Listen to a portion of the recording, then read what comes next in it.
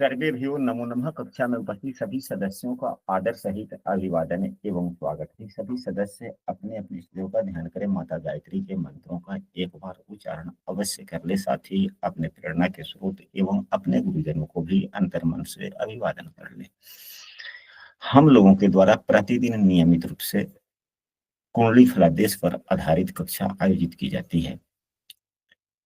अभी जो सुबह में जो कक्षा होती है, यह हम लोग फल दीपिका पुस्तक का अध्ययन करते हैं और एक दूसरे का ज्ञान बढ़ाने में हम एक दूसरे की मदद भी करते हैं। कल की जो कक्षा हुई थी, कल की कक्षा में हम लोगों ने सूर्य से संबंधित योग पढ़े थे। उस योग के बारे में थोड़ी सी पुनरावृत्ति और कर लेते हैं। यहाँ पे लिखा गया है कि सूर्य से दूसरे भाव में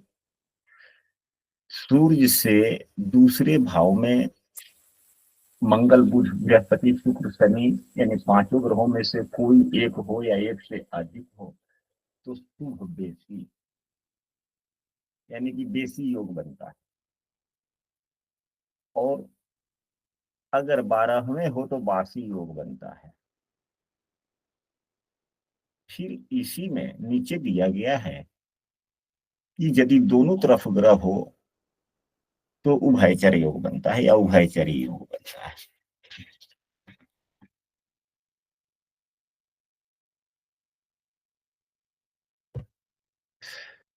तो कहने का मतलब है, इसी में आगे अब नीचे दिया गया है, आप लोग यह देखें, वेसी हो या वासी योग हो, योग तो है, उभयचरी योग भी है। यह तीनों का फल लगभग एक ही जैसे होते हैं। अगर उभयचरी योग है तो ज्यादा ही उत्तम है, वासी हो या वेसी हो अच्छी बात है। सुशुभ योग के बारे में हम लोगों ने कल पढ़ा था। यह 20 भाव से दूसरे भाव में शुभग्रह हो या शुभग्रह के द्वारा देखा जाता हो, पाप प्रभाव न हो, तो यह उस भाव के लिए बहुत अच्छा हो जाता है।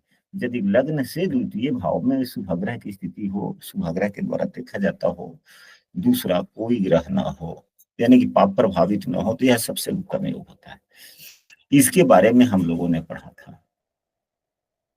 अब यहाँ पर देखा जाए, जो नीचे जो बतलाया जा रहा है कि जो पाप वेशी में पैदा हो, बात वही है, शुभवासी के है पापवासी के है। अगर शुभग्रह है तो शुभ वेशी, पापग्रह है तो पाप वेशी। अगर दूसरे भाव में पापग्रह है या पापग्रह से प्रभावित है या 12वें भाव में है, तो दूसरा भाव हम लोगों ने कल की ही कक्षा में सुशुभ योग में पढ़ा था कि वह संस्कारों वाला भाव है एवं वह आय भाव से चौथा है एवं कर्म भाव से पांचवा भाव भी है। यहाँ पर हम लोग एक और कुंडली बनाते हैं इसको समझने के लिए।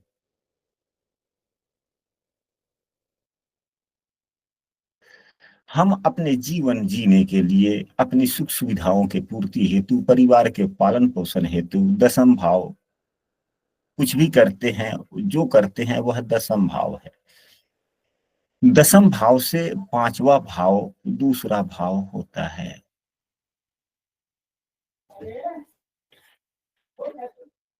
दशम भाव से पांचवा भाव दूसरा भाव होता है।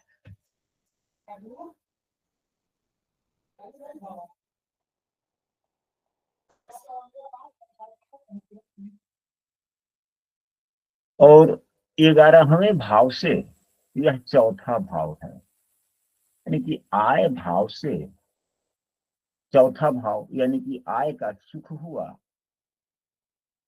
और कर्म का बुद्धि हुआ।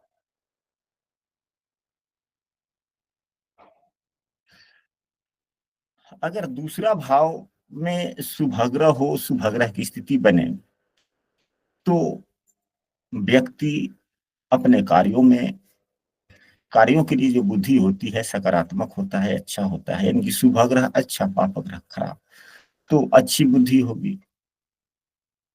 या हमारे स्वजनों का भाव है, हमारे संस्कार अच्छे होंगे, जो आय होगा उससे सुख भी होगा, उसी में सुखी जीवन व्यतीत।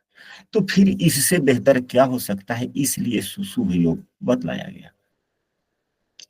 अब हम लोग यही पापवेशी, यह सूर्य के, अगर मान लीजिए सूर्यदेव यहीं पे हैं, दूसरे भाव में अगर कोई पापक ग्रह है, ये शनि को ही मान लीजिए, ये पापक ग्रह है। सूर्यदेव पद प्रतिष्ठा इत्यादि के कारक हैं, तो उन क्षेत्रों में पापत्व गुण के सहारे व्यक्ति आगे बढ़ना पसंद करेगा। या अगर 12वें ही कोई पापक ग्रह है, मान लीजिए शनि ही हो गए, तो खर्च भी व्यक्ति करेगा, तो अच्छे चीजों पे खर्च नहीं करेगा। तो व्यक्ति अपने पद प्रतिष्ठा को बढ़ाने के लिए, मान सम्मान बढ़ाने के लिए अगर गलत रास्ते का इस्तेमाल करता है, तो खराब तो हुआ ना। अपने कमाई के पैसे का गलत जगह पे खर्च किया नाम बढ़ाने के लिए। देखिए, आवश्यक आवश्यकताओं के लिए खर्च करना अलग बात है, परंतु होता है मान मर्यादा बढ़ाने के लिए पैसे खर्च करना, वह अलग बात है। तो सूर्य से 12वें यदि पापग्रह की स्थिति बनती है, तो व्यक्ति थोड़ा मान सम्मान वृद्धि हेतु पैसा खर्च करता है। तो किस प्रकार से खर्च करता है, शुभ ग्रह होता है तो अच्छे कायदे से खर्च करेगा, पापक ग्रह है तो बुरे कायदे से खर्च करेगा। तो जब बुरे कायदे से खर्च करेगा, तो फिर और गलत हो गया। अगर दोनों ही तरफ अगर पापक ग्रह ही हो, फिर क्या हो जाएगा, तो कुछ भी नहीं होगा, न पद प्रतिष्ठा के लिए अच्छा काम करेगा, न खर्च अच्छे रास्ते से करेगा, सब कुछ खराब। तो अपकृति वाली बात आ गई, तो निंदा वाली बात आ गई, जो यहाँ पे दिया गया। अब इसके बाद में शुभ कर्तरी एवं पाप कर्तरी पर भी कल की कक्षा में हम लोगों ने चर्चा किया था। जिस भाव का, जिस भाव के दोनों ओर शुभ ग्रह होते हैं, मान जाए कि पंचम भाव का हम लोग फलादेश कर रहे हैं, विद्या बुद्धि का भाव है पंचम, यहाँ भी शुभ ग्रह हो, यहाँ भी शुभ ग्रह हो, तो विद्या बुद्धि अच्छी होगी। या जिस भाव पर यहाँ शुभ ग्रह है, तो इनकी दृष्टि यहाँ भी पड़ेगी, यहाँ शुभ ग्रह है तो इनकी दृष्टि यहाँ भी पड़ेगी। शुभाग्रह वाला जो भाव बन जाता है शुभ कर्तरी, उससे एक भाव शुभ कर्तरी में नहीं होता, दूसरा भाव ठीक उससे 7वां भाव भी शुभ कर्तरी में हो जाता है। यानी कि शुभ कर्तरी जिस भाव के दोनों तरफ शुभाग्रह हो, या दोनों भाव के दोनों तरफ दूसरे एवं 12वें शुभाग्रहों के द्वारा दृष्ट हो, तो शुभ फल प्राप्त होता है। अब यहाँ पर लग्न की बात कह दिया गया कि अगर शुभ कर्तरी पाप कर्तरी में है, तो दरिद्र, अपवित्र, दुखी, अंगहीन, अल्पायु, भार्या रहित, पुत्र रहित, संक्षेप में यह कहा गया, यह पाप कर्तरी का। तो यह केवल लग्न के लिए लिखा गया। तो लग्न वो है, लग्न भाव जो होता है, अगर शुभ कर्तरी में हुआ, यहाँ भी तो अच्छी बात है। अगर पाप कर्तरी में हुआ, यहाँ शनि हो गया, यहाँ मंगल हो गया, तब तो अच्छी बात है। यहाँ पे अगर मंगल हुआ, यहाँ पे शनि हुआ, तब बुरी बात होगी। क्योंकि अगर यहाँ पे शनि देव होंगे, तो आयु वृद्धि करेंगे, क्योंकि 8वें भाव के हैं। और यहाँ पर अल्पायु भी लिखा गया है। लेकिन आयु से संबंधित कष्टदायक स्थितियां बनती रहेगी। अगर यहीं पे शनि देव है, यहाँ पर देखे मंगल यहाँ है, यहाँ पर देखो, तो लग्न भी खराब हो गया, 7वां भाव भी खराब हो गया, फिर भार्या रहित भी, पत्नी ही नहीं तो फिर पुत्र कहाँ से, या दाम्पत्य जीवन खराब, दुखी, यानी कि अनेक प्रकार के कष्ट। अब इससे आगे हम लोग चलते हैं।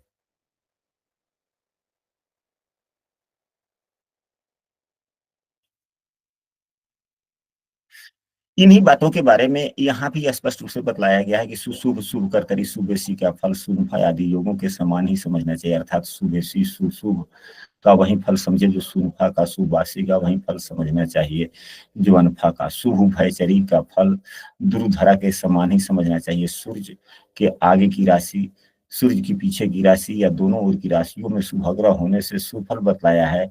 यदि पापग्रह का योग करे तो वह सुफल समझना चाहिए, अर्थात शुभ भृषि आदि का जो फल बतलाया है उससे बिल्कुल उल्टा।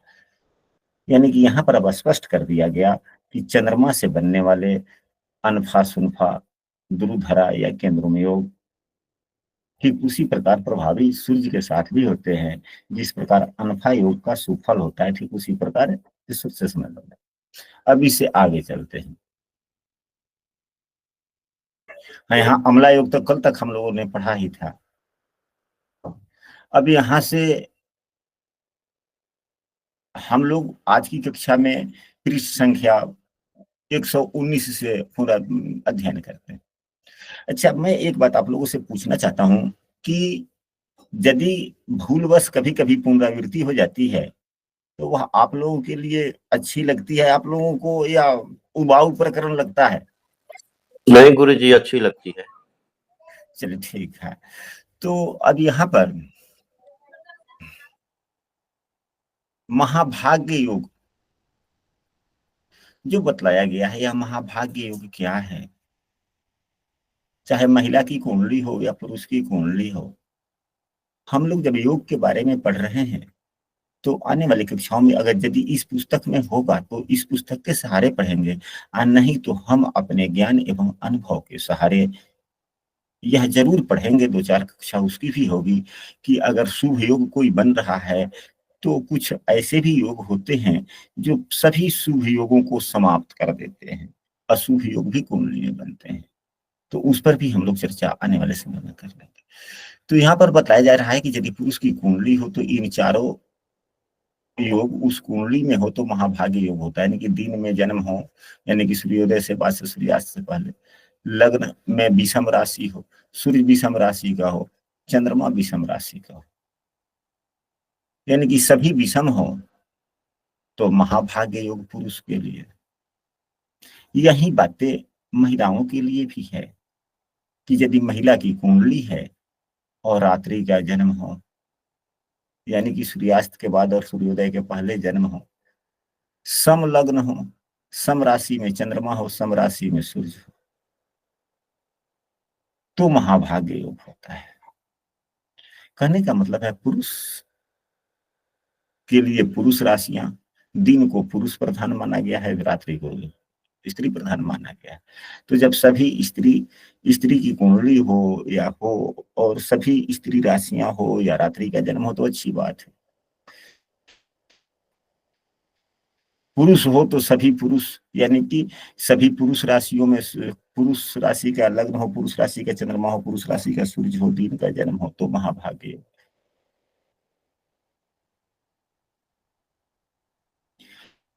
तो यह जो योग हुआ महाभाग्य योग, यह महिला या पुरुष के लिए दोनों के लिए अलग अलग है।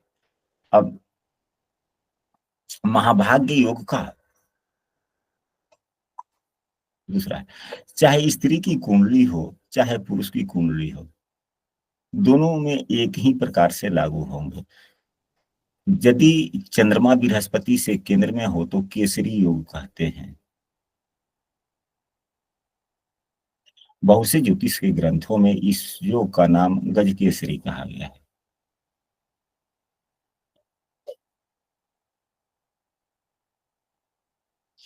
यदि चंद्रमा से छठे, 8वें, 12वें स्थान में बृहस्पति हो तो सकट योग होता है। यह बहुत ही खराब योग होता है, यह हानिदायक योग है।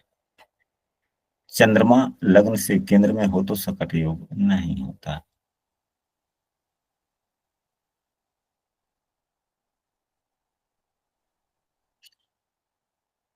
यदि सूर्य से केंद्र में चंद्रमा हो तो अधम योग होता है। अधम शब्द से ही संबंधित है। अब हम लोग इतने जो योग पढ़े, कई योगों के बारे में हम लोगों ने पढ़ा, इसको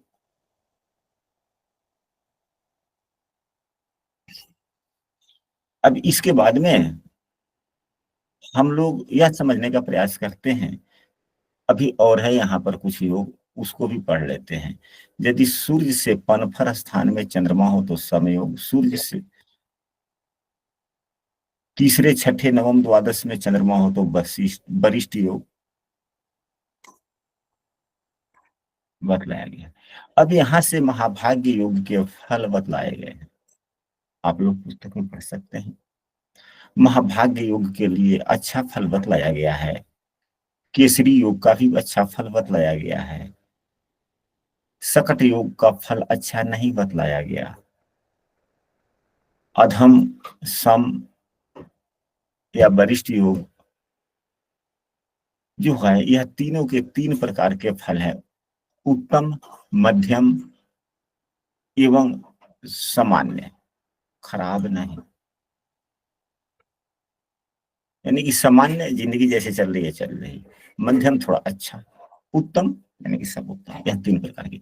अब हम लोग इसी चीजों को हम लोग कुंडली पर थोड़ा लगाकर पढ़ने का प्रयास करते हैं कि कुंडली में क्या किस प्रकार से इन चीजों को हम लोग देखें।